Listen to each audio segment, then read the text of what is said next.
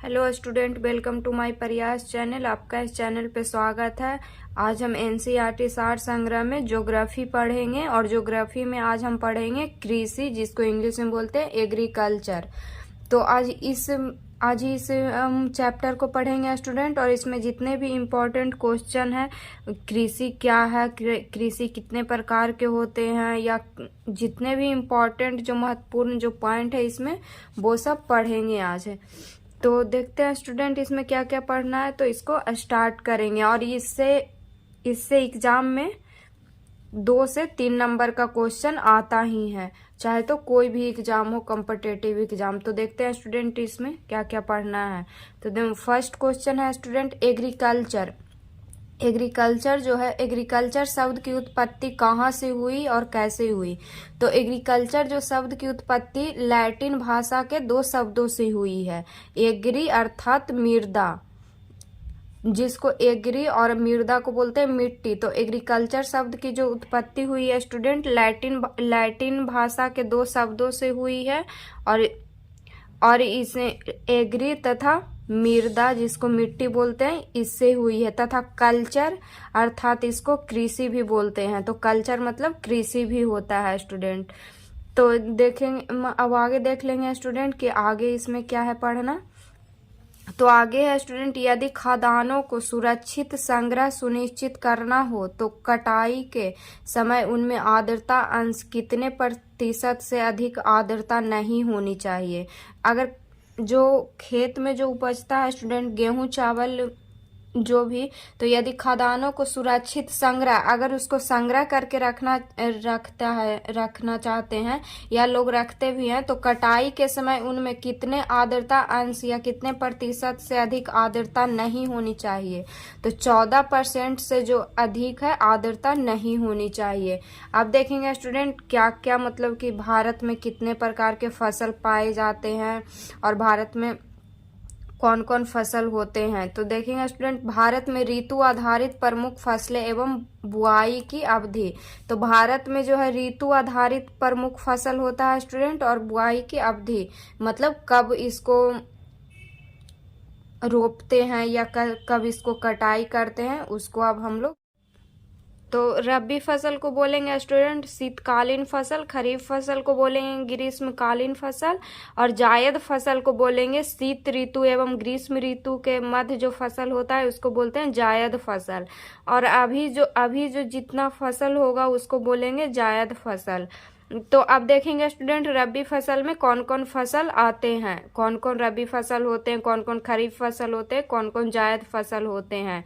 तो रबी फसल में देखेंगे स्टूडेंट क्या क्या आता है। तो रबी फसल में आता है गेहूं, जौ, चना, मटर, सरसों, मसूर, राई तथा आलू, ये सब होता है रबी फसल। और रबी फसल जो होता है ये सब अभी, मतलब कटाई की अवधि इसका अभी है। रबी फसल की कटाई की जो अवधि है अभी है, मार्च अप्रैल के टाइम। और अब देखेंगे खरीफ फसल।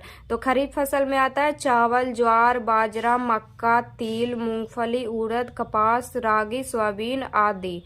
तो खरीफ फसल में आता है स्टूडेंट चावल, ज्वार, बाजरा, मक्का, तिल, मूंगफली, उड़द, कपास।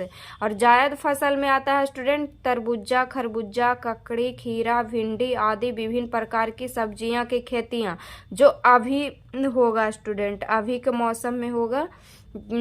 तरबूजा, खरबूजा, ककड़ी, ये सब जायद फसल होते हैं।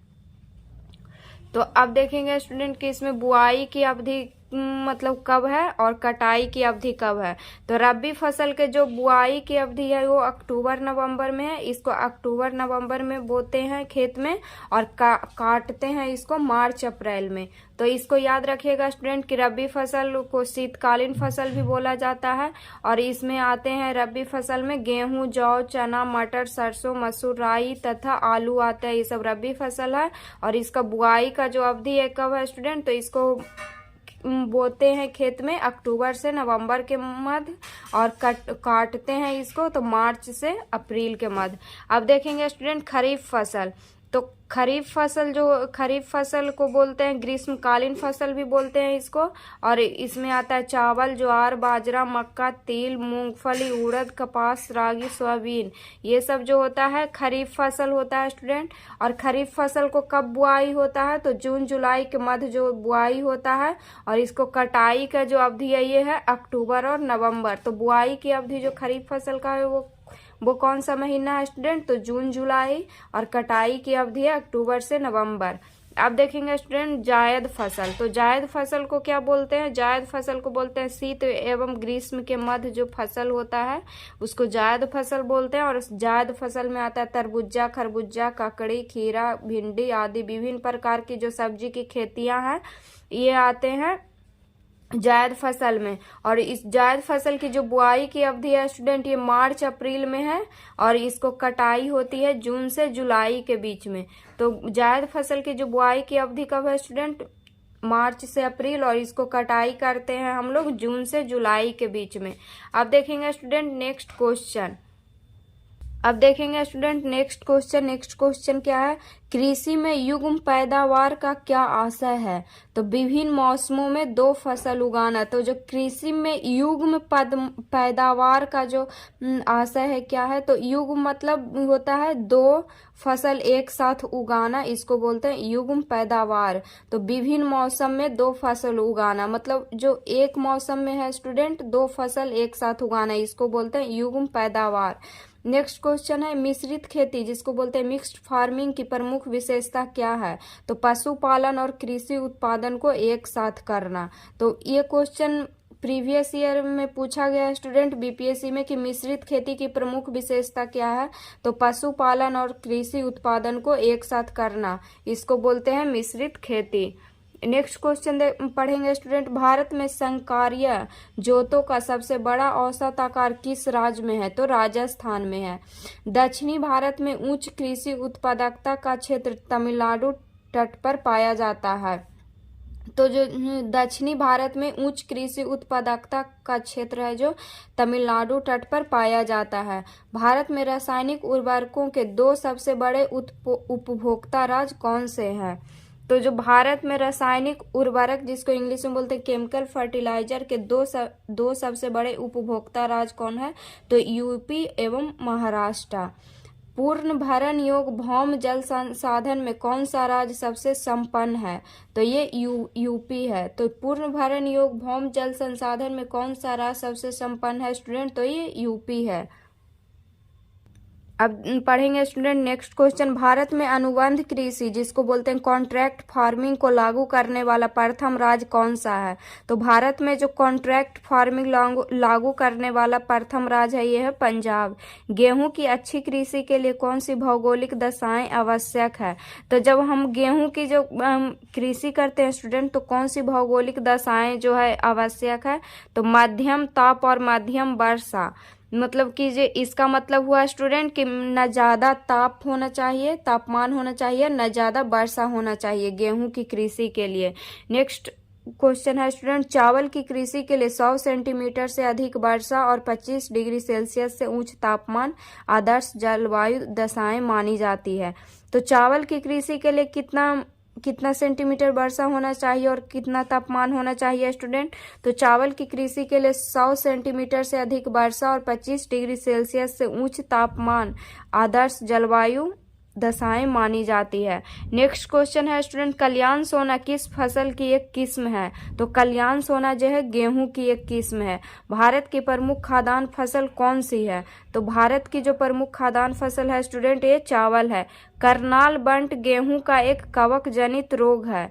जो करनाल बंट है स्टूडेंट ये क्या है, गेहूं का एक कवक जनित रोग है। तो पूछता है ये क्वेश्चन एग्जाम में स्टूडेंट कि करनाल जो बंट है ये किस में होता है और कौन सा रोग है। तो ये कवक जनित और ये गेहूं में ये रोग होता है।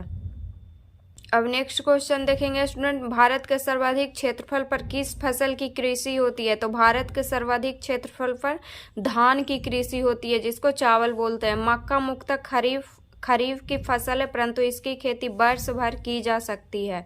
तो मक्का जो है कौन से फसल है स्टूडेंट, तो खरीफ फसल है और इसकी खेती जो है वर्ष भर होती है। इसको खरीफ, रबी, जायद तीनों फसल ऋतुओं में की जा सकती है। तो यहाँ पे क्वेश्चन पूछता है स्टूडेंट कि वर्ष भर होने वाली फसल कौन सी है, तो मक्का है। तो अब नेक्स्ट क्वेश्चन देखेंगे स्टूडेंट। नेक्स्ट क्वेश्चन है, भारत में चावल की खेती के अंतर्गत सर्वाधिक क्षेत्र किस राज्य में पाया जाता है। तो भारत में चावल की खेती के अंतर्गत सर्वाधिक क्षेत्र जो यूपी में पाया जाता है। भारत के किस क्षेत्र को चावल का कटोरा कहा जाता है, जिसको बोलते हैं बॉल ऑफ राइस। तो भारत के किस क्षेत्र को चावल का कटोरा कहा जाता है, तो कृष्णा गोदावरी डेल्टा क्षेत्र को। जया, पद्मा, पूसा, सुगंधा 5, जमुना एवं कृष्णा किस फसल की उन्नत किस्में हैं। तो जया, पद्मा, पूसा, सुगंधा 5, जमुना एवं कृष्णा जो है धान की उन्नत किस्म है। ग्रीन गोल्ड किसकी किस्म है, तो ग्रीन गोल्ड जो है चाय की किस्म है। तो यहाँ पे क्वेश्चन पूछता है स्टूडेंट कि ग्रीन गोल्ड जो है किसकी किस्म है, तो चाय की किस्म है ये। धान की फसल में किस जीव का प्रयोग जैव उर्वरक के रूप में किया जाता है। तो धान की फसल में किस जीव का प्रयोग जैव उर्वरक के रूप में किया जाता है, तो नीलहरित शैवाल, जिसको बोलते हैं ब्लू ग्रीन एल्गी। अब पढ़ेंगे next question student. Madhya Pradesh के किस जिले को कपास की खेती के कारण सफेद सोने का क्षेत्र कहा जाता है, तो खरगोन जिला को बोला जाता है। मध्य प्रदेश के किस जिले को कपास की खेती के कारण सफेद सोने का क्षेत्र कहा जाता है, तो खरगोन जिला को कहा जाता है। और भारत के किस क्षेत्र को चावल का कटोरा कहा जाता है स्टूडेंट, तो कृष्णा गोदावरी डेल्टा क्षेत्र को। भारत के किस राज्य को शक्कर का कटोरा कहा जाता है, तो भारत के किस राज्य को जो है शक्कर का कटोरा बोला जाता है, बॉल ऑफ शुगर, तो यूपी को बोला जाता है। भारत की सभी फसलों में से गन्ने की फसल के अंतर्गत उसके शुद्ध सकल कृषि क्षेत्र के सिंचित क्षेत्र का प्रतिशत सर्वाधिक है। तो यहाँ पे क्वेश्चन पूछता है स्टूडेंट कि सिंचित मतलब किस फसल का जो है सिंचित क्षेत्र का जो प्रतिशत सर्वाधिक है। तो भारत के सभी फसलों में से गन्ना फसल जो है इसके अंतर्गत इसके शुद्ध सकल कृषि क्षेत्र के सिंचित क्षेत्र जो है सर्वाधिक है। अब देखेंगे स्टूडेंट कृषि उत्पादन से संबंधित महत्वपूर्ण क्रांतियां। तो जो कृषि उत्पादन से जो संबंधित है महत्वपूर्ण क्रांति, ये एग्जाम के पॉइंट ऑफ व्यू से स्टूडेंट बहुत ज़्यादा इम्पॉर्टेंट है। तो अब देखेंगे क्रांति, तो हरित क्रांति। तो हरित क्रांति किससे संबंधित है, हरित क्रांति जो है खाद्यान्न उत्पादन से संबंधित है। सुनहरी क्रांति, जिसको स्वर्ण क्रांति भी बोलते हैं स्टूडेंट, तो ये फल एवं सब्जी उत्पादन, बागवानी, कृषि, ये सब से संबंधित है। तो हरित क्रांति किससे संबंधित है स्टूडेंट, तो खाद्यान्न उत्पादन से। और सुनहरी क्रांति, जिसको स्वर्ण क्रांति भी बोलते हैं, ये फल एवं सब्जी उत्पादन, बागवानी, कृषि से संबंधित है। श्वेत क्रांति किससे संबंधित है, तो श्वेत क्रांति जो संबंधित है दूध उत्पादन से संबंधित है। कृष्ण क्रांति, जिसको काली क्रांति भी बोलते हैं, इस पेट्रोलियम से संबंधित है। नीली क्रांति, ये मत्स्य मछली से संबंधित है। गोल क्रांति आलू से संबंधित है। भूरी क्रांति उर्वरक उत्पादन से संबंधित है स्टूडेंट। तो जो भूरी क्रांति है ये किससे संबंधित है, उर्वरक उत्पादन से संबंधित है। पीली क्रांति है ये तिलहन से संबंधित है, तिलहन से जैसे सरसों, राई, ये सब से संबंधित है। रजत क्रांति किससे संबंधित है स्टूडेंट, तो अंडा उत्पादन से संबंधित है रजत क्रांति। इंद्रधनुषी क्रांति किससे संबंधित है, कृषि संबंधी समग्र क्रांति से। मतलब कृषि में जितना भी क्रांति आता है वो इंद्रधनुषी क्रांति से संबंधित है स्टूडेंट। अब देखेंगे स्टूडेंट नेक्स्ट अमृत क्रांति। अमृत क्रांति किससे संबंधित है, नदियों को जोड़ने की योजना से संबंधित है। सदाबहार क्रांति किससे संबंधित है, कृषि उत्पादन को दोगुना करना या टिकाऊ कृषि, इससे संबंधित है। गुलाबी क्रांति किससे संबंधित है, प्याज उत्पादन से संबंधित है और झींगा मछली से संबंधित है। लाल क्रांति किससे संबंधित है स्टूडेंट, मांस एवं टमाटर उत्पादन से संबंधित है लाल क्रांति।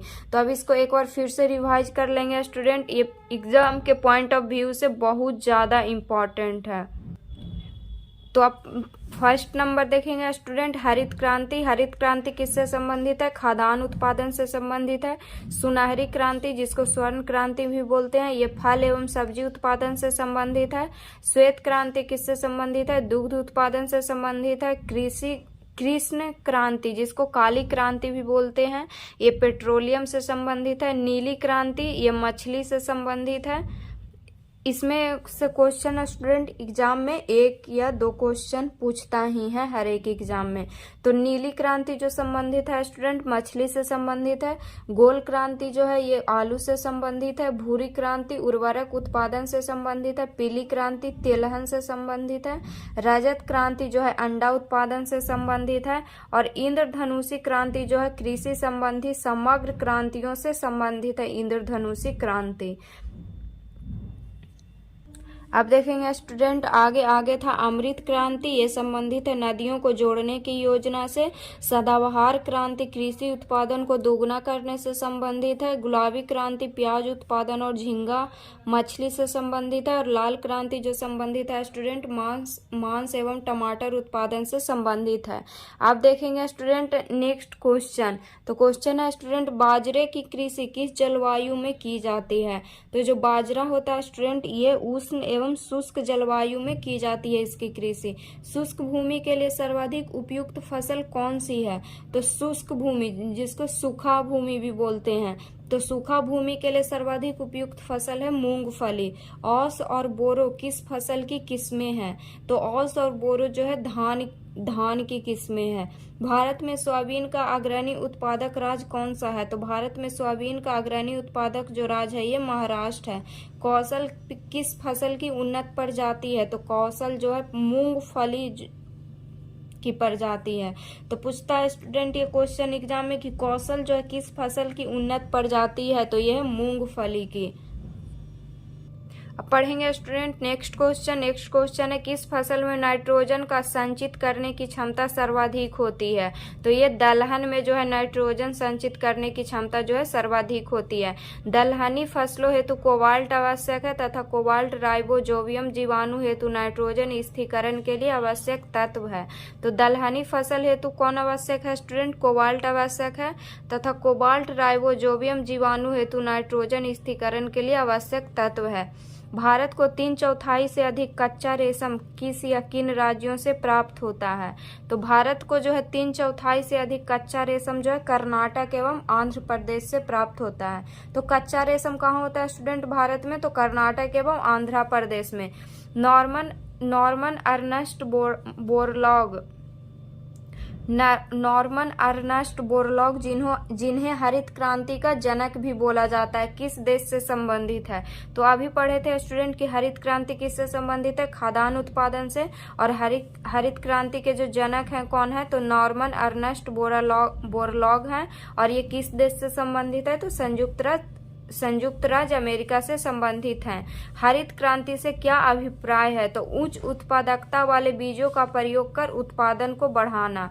तो हरित क्रांति से क्या अभिप्राय है स्टूडेंट, उच्च उत्पादकता वाले बीज का प्रयोग कर उत्पादन को बढ़ाना। हरित क्रांति का सर्वाधिक लाभ किस फसल के उत्पादन एवं उत्पादकता दोनों में हुआ है, तो गेहूं में हुआ है। हरित क्रांति में किस फसल का सर्वाधिक उत्पादन किया गया है, तो हरित क्रांति में जो है सर्वाधिक उत्पादन किया गया है मैक्सिकन गेहूं का। नेक्स्ट क्वेश्चन पढ़ेंगे स्टूडेंट।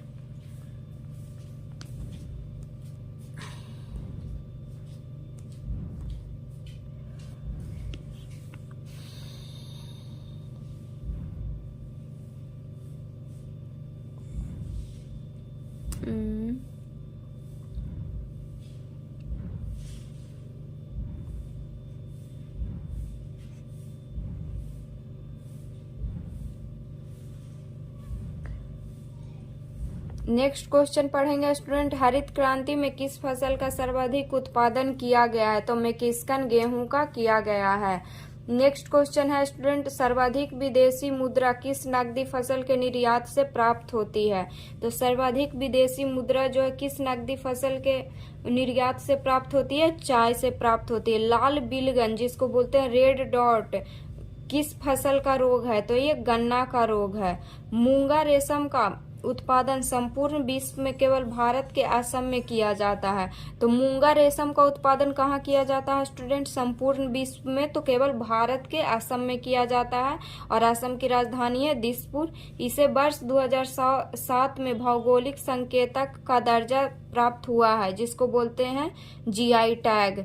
तो जो मूंगा रेशम है इसको जीआई टैग कब मिला है स्टूडेंट? 2007 में मिला है। नेक्स्ट क्वेश्चन पढ़ेंगे, तिलहन प्रौद्योगिकी मिशन की स्थापना किस वर्ष की गई थी? तो तिलहन प्रौद्योगिकी मिशन की स्थापना की गई थी 1986 में। मक्के की फसल तैयार करने हेतु औसत अवधि कितनी है? तो मक्के की फसल तैयार करने हेतु जो औसत अवधि है जो 140 दिन है। अब पढ़ेंगे स्टूडेंट, प्रमुख कृषि संगठन एवं मुख्यालय। तो कृषि संगठन कौन कौन है और मुख्यालय कौन कौन है? तो भारतीय दलहन अनुसंधान संस्थान, इसका मुख्यालय कहाँ है स्टूडेंट? तो कानपुर में है। तो भारतीय दलहन अनुसंधान संस्थान, इसका मुख्यालय कहाँ है? कानपुर में है। समेकित कीट प्रबंधन राष्ट्रीय केंद्र, इसका मुख्यालय कहाँ है? तो न्यू दिल्ली में है। अंतर्राष्ट्रीय चावल अनुसंधान संस्थान, इसका मुख्यालय कहाँ है स्टूडेंट? तो फिलीपींस में। और अंतर्राष्ट्रीय चावल अनुसंधान संस्थान ये कहाँ है स्टूडेंट? तो ये मनीला में है। और मनीला किसकी राजधानी है? तो मनीला जो है फिलीपींस की राजधानी है। अर्ध शुष्क क्षेत्रों हेतु अंतर्राष्ट्रीय फसल अनुसंधान संस्थान कहाँ है? तो ये हैदराबाद में है। सूखे क्षेत्रों में अंतर्राष्ट्रीय कृषि अनुसंधान केंद्र, इसका मुख्यालय कहाँ? एलेप्पो में है। राष्ट्रीय कृषि और ग्रामीण विकास बैंक, इसका मुख्यालय कहाँ है स्टूडेंट? तो यह मुंबई में है। अंतर्राष्ट्रीय मक्का और गेहूं वृद्धि केंद्र, इसका मुख्यालय कहाँ है? तो मेक्सिको में है। अब पढ़ेंगे स्टूडेंट, प्रमुख कृषि बोर्ड एवं मुख्यालय। तो कॉफी बोर्ड कहाँ है? तो कॉफी बोर्ड का मुख्यालय जो है बेंगलुरु में है। रबर बोर्ड का मुख्यालय कहाँ है? कोट्टायम में है। तो कॉफी बोर्ड का जो मुख्यालय है कहाँ स्टूडेंट? बेंगलुरु में है, ये कर्नाटक में पड़ता है। रबर बोर्ड का जो मुख्यालय है ये कोट्टायम में है, ये केरल में पड़ता है। चाय बोर्ड का मुख्यालय कलकत्ता में है, ये पश्चिम बंगाल में पड़ता है। तंबाकू बोर्ड का जो मुख्यालय है स्टूडेंट गुंटूर में है, ये आंध्र प्रदेश में पड़ता है। मसाला बोर्ड का मुख्यालय कोची में है, ये केरल में पड़ता है। राष्ट्रीय मांस व पोल्ट्री बोर्ड, इसका मुख्यालय कहाँ स्टूडेंट? तो नई दिल्ली में है और ये दिल्ली में पड़ता है। भारतीय अंगूर प्रसंस्करण बोर्ड, ये कहाँ, इसका मुख्यालय कहाँ है? तो पुणे में है और ये महाराष्ट्र में पड़ता है। तो इसको एक बार फिर से पढ़ लेंगे स्टूडेंट कि कॉफी बोर्ड का मुख्यालय कहाँ है? तो बेंगलुरु में है। रबर बोर्ड का मुख्यालय कोट्टायम में है। चाय बोर्ड का मुख्यालय कलकत्ता में है। तंबाकू बोर्ड का मुख्यालय गुंटूर में है। मसाला बोर्ड का मुख्यालय कोची में है। राष्ट्रीय मांस एवं पोल्ट्री बोर्ड का मुख्यालय नई दिल्ली में है। और भारतीय अंगूर प्रसंस्करण बोर्ड, इसका मुख्यालय पुणे में है। तो अब पढ़ेंगे स्टूडेंट, दक्षिण भारत में चाय की खेती पश्चिमी घाट की नीलगिरी तथा इलायची पहाड़ियों के निचले ढालों पर की जाती है। तो दक्षिण भारत में जो चाय की खेती है स्टूडेंट वो कहाँ होती है? तो दक्षिण भारत में चाय की खेती पश्चिमी घाट की नीलगिरी तथा इलायची की पहाड़ियों के निचले ढालों पर की जाती है। तो वीडियो अच्छा लगे तो लाइक कीजिएगा और चैनल को सब्सक्राइब कीजिएगा स्टूडेंट। और नेक्स्ट दिन नेक्स्ट चैप्टर को पढ़ेंगे।